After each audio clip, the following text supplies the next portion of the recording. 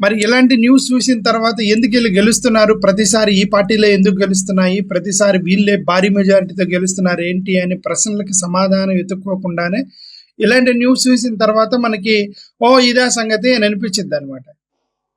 ఇది ఇక్కడ చూడండి, ఒక న్యూస్ లో వచ్చింది, ఒకే వ్యక్తి పేరు మీద 42 ఓట్లు వచ్చాయట. ఒక వ్యక్తి పేరు మీద 42 ఓట్లు ఉన్నాయట. ఎలా సాధ్యం అండి? ఒకే వ్యక్తి పేరు మీద 42 ఓట్లు ఎలా పెడతారు అని అంటే, పేరు ఒకటే పెట్టారట, ఆధార్ కార్డు ఒకటే ఇచ్చారట, ఆ నంబర్ తండ్రి పేరు మార్చారట, ఇంటి అడ్రస్లు మార్చారట, మార్చి మొత్తం 42 ఓట్లుని ఒకే వ్యక్తి పేరు మీద, ఒకే ఆధార్ కార్డు మీద. తండ్రి పేరు మారింది, ఇంటి అడ్రస్ మారింది. ఎవరా ఈ వ్యక్తి అని చెప్పి 42 ఇళ్ళకెళ్ళి ఎతికారట. ఎమ్మెల్సీ ఎన్నికల్లో, ఈ గ్రాడ్యుయేట్ ఎన్నికల్లో ఎవరు వ్యక్తి అని చెప్పి 42 మంది ఇళ్ళ అడ్రస్కి వెళ్తే అక్కడ ఎవరు లేడు. కృష్ణా గుంటూరు పట్టభద్రుల ఎమ్మెల్సీ ఎన్నికల ఓటర్ల జాబితాలో ఎవరు ఊహించని ఘటన వెలుగులోకి వచ్చింది. ఒకే వ్యక్తి పేరుతో 42 ఓట్లు నమోదు కావటం అధికార వర్గాలని, అభ్యర్థుల మద్దతుదారులను ఆశ్చర్యంలో ముంచెత్తింది. ఆ వ్యక్తి పేరు గురజా ప్రకాష్ రాజు. ఇతని పేరు మీద 42 ఓట్లు ఉన్నాయి. గురజా ప్రకాష్ రాజు గారు ఎవరో, మరి ఆయన గ్రాడ్యుయేట్ ఎమ్మెల్సీలో మహానుభావుడు ఎవరో, అతను చేశాడా, అతని పేరు మీద వేరే వాళ్ళు చేశారా మనకైతే తెలీదు. ఇతని పేరు మీద 42 ఓట్లు ఉన్నాయి. ఓటర్ జాబితాలో వయసు వేరువేరుగా ఉన్నాయి, డోర్ నంబర్లు వేరువేరుగా ఉన్నాయి, తండ్రి పేరు ఒక్కొక్కటి భిన్నంగా ఉన్నాయి, బూత్ వివరాలు డిఫరెంట్గా ఉన్నాయి, పేరు మాత్రం ఒకటే, గురజా ప్రకాష్ రాజ్. తాజా వెలుగు చూసిన ఈ ప్రకటన రాష్ట్ర వ్యాప్తంగా చర్చనీయాంశంగా మారింది. పెనమలూరు నియోజకవర్గం తాడిగడప పురపాలన పరిధిలో చోటు చేసుకున్న ఈ అంశంపై పీడీఎఫ్ అభ్యర్థి మద్దతుదారులు జిల్లా కలెక్టర్కి ఫిర్యాదు చేశారు. దీంతో ఓటర్ల జాబితా పరిశీలన, తయారీపై ప్రజల అనుమానాలు తీవ్రమైనాయి. వేర్వేరు ఇంటి నంబర్లతో 42 చోట్ల ఓటర్గా నమోదైన గురజా ప్రకాష్ రాజు అసలు ఎవరు అనే ప్రశ్నకి ఇప్పటివరకు సమాధానం దొరకలేదు. అభ్యర్థులు ప్రజాప్రతినిధుల పేరుతో ఉన్న వ్యక్తి ఆచూకీ తెలుసుకునేందుకు ఓటర్ల జాబితాలో 42 ఇంటి అడ్రస్లకు వెళ్ళినా కూడా గురజా ప్రకాష్ ఫలితం దొక్కలేదు. అంటే అర్థం ఆధార్ కార్డు కూడా ఇవ్వాలి. 42 చోట్ల ఏదో ఒక చోట ఉండాలి కదా. మిగతా 41 ఫేక్ అయినా, 41 చోట ఫేక్ అయినా ఒకసారి అయితే ఒరిజినల్ ఉండాలి కదా. ఆ ఒరిజినల్ కూడా దొరకలేదట అతను. దీంతో ఎమ్మెల్సీ అభ్యర్థులు మద్దతుదారులు అవక్క అయిపోయారు. ఈ సంఘటనపై ఎన్నికల కమిషన్ సంబంధిత అధికారిక చర్యలు ఎలా ఉంటాయో వేచి చూడాలి. ఒకే వ్యక్తికి 42 ఓట్లు ఉండడంతో ఎన్నికల అధికారుల తీరుపై ప్రశ్నలు ఉత్పన్నమవుతున్నాయి. ఎమ్మెల్సీ ఎన్నికల నేపథ్యంలో అధికార తెలుగుదేశం పార్టీ ఇటీవల ఓటర్ల నమోదు ప్రక్రియను ఉధృతంగా నడిపింది. అండర్ గ్రాడ్యుయేట్ పూర్తయిన వారందరూ అడ్రస్లు తెలుసుకొని దగ్గరుండి వారి దరఖాస్తులు చేయించింది తెలుగుదేశం ప్రభుత్వం. అంటే మరి దిక్కు దికానం లేనటువంటి ఊరు పేరు లేని వాళ్ళు కూడా 80,000 90,000 మెజారిటీతో గెలిచారని. ఇలా చేస్తే ఎవరైనా గెలవరా? నాకు ఇప్పటికీ అర్థం కాలేదు. భారతదేశంలో టెక్నాలజీ గురించి మాట్లాడుతున్నారు. 1 nation 1 language, 1 nation 1 election, 1 nation 1 భాష, 1 నేషన్ 1 రిలీజియన్, 1 నేషన్ 1 సంస్కృతి, 1 నేషన్ 1 అని చెప్తున్నారు. ఒక వ్యక్తికి ఒక ఓటు అనే సంస్కృతిని ఎందుకుదారండి? ఒక వ్యక్తికి ఒకే ఓటు. దాన్ని చేయాలంటే మీరేం చేయాలి? ఆధార్ కార్డుకి లింక్ చేయాలి. ప్రతి వాడు ఆధార్ కార్డు పట్టుకొని పోవాలి, తమ్మునేలకి లింక్ చేయాలి, తమ్ము పెడితే రావాలి. బ్యాంక్ అకౌంట్కి ఆధార్ కార్డు లింక్ చేశారు, మొత్తానికి లింక్ చేశారు, ఓటుకి ఎందుకు లింక్ చేయరు? ఇదేంటి ఒకటి పేరు మీద 42 ఓట్లు ఏంటి? మన ఢిల్లీలో ఎన్నికల్లో జరిగింది. ఢిల్లీ ఎన్నికల్లో ఏం జరిగింది? ఢిల్లీ ఎన్నికల్లో అక్కడ పూర్వాంచల్ నియోజకవర్గం ఆనుకొని ఉత్తరప్రదేశ్, బీహార్ రాష్ట్రాలు ఉంటాయి. ఆ పూర్వాంచల్ నియోజకవర్గంలో మొత్తం 10,500 ఓట్లని ఈ ఉత్తరప్రదేశ్, బీహార్ అడ్రస్ ఉండే వాళ్ళ పేర్లతోటి ఇక్కడ రిజిస్టర్ చేశారట. ఆధార్ కార్డు లింక్ చేస్తే జరగదుగా. ఆధార్ కార్డు అతను బీహార్ వాడు, ఆధార్ కార్డు అతను ఉత్తరప్రదేశ్ అతను. ఢిల్లీ పూర్వాంచల్ నియోజకవర్గంలో అతను ఓటెట్టు రాస్తారు, అతను ఎట్టెల్లో ఓటేస్తాడు. వచ్చి 10,500 మంది యాడ్ చేశారని చెప్పి ఆ రోజు కేజ్రీవాల్ ఎలక్షన్ ముందే వెళ్ళాడు, కంప్లైంట్ చేశాడు. ఎవరు వింటారేంది? అవన్నీ వింటారేంది? రాహుల్ గాంధీ అక్కడ ప్రెస్ మీట్ పెట్టాడు, ఎక్కడో మహారాష్ట్ర గురించి అనుకుంటా. ప్రెస్ మీట్ పెట్టి ఒక పెద్ద లిస్ట్ ఇచ్చాడు. ఈ లిస్ట్ ప్రకారం కుర్రోళ్ళు ఇంతమంది ఇంత కొత్త కొత్త ఓట్లు యాడ్ చేస్తే అది కుర్రోళ్ళతో సమానంగా ఉన్న నంబర్ యాడ్ చేశారు. ఇది ఏదో జరిగింది మహారాష్ట్రలో.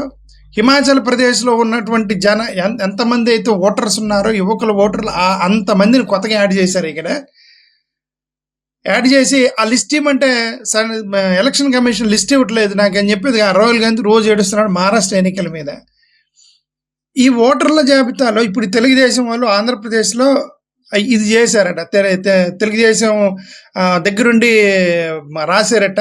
వాళ్ళ ఇళ్ళకెళ్ళి మరి అండర్ గ్రాడ్యుయేట్ పూర్తయిన వాళ్ళు మొత్తాన్ని కూడా అడ్రస్లు తెలుసుకుని మీరు రాశారట.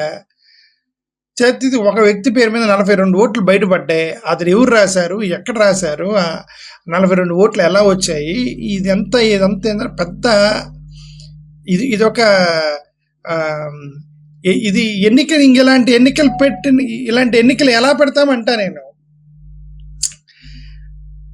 ఇప్పుడు ఇదంతా కూడా ఏంటంటే మొన్న చంద్రబాబు నాయుడు గారు ఇది ఫార్మర్స్కి సంబంధించినటువంటి ఒక ఇది కూడా రాశారు.